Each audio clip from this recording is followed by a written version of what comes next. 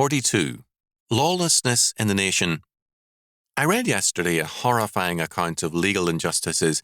It was written by the top attorney of the nation's largest public interest law firm. Here are some of the cases he cited. The conviction of a Maryland man was overturned, although the man confessed to throwing a baby down an 11-story garbage chute. The reason? The police failed to bring him before a court within 24 hours of his arrest. They were 12 minutes late, so the man went free.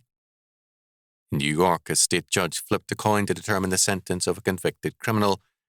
The same judge had invited a female murderer to spend the night with him. In Boston, 5 young men gang-raped a former beauty queen and severely injured her. A Supreme Court judge in Massachusetts let them go free on probation and a $500 fine to be paid at $5 a week. More stories and worse ones were cited. There's no point in piling up horror stories. The point is simply this. In Solomon's words, quote, "Where there is no vision, the people perish, but he that keepeth the law, happy is he." Proverbs 29:18. Vision here means a faithful and prophetic ministry. Perish can also be translated run wild or become lawless. In other words, Solomon says that the life of a nation depends on a faithful ministry of God's word.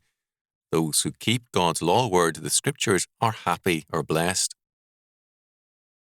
The lawlessness in our country is a consequence of unbelief in the pulpit and the pew. We have godless judges whose conduct on the bench is often as evil as the offences of the men before them. We should not be surprised at the results.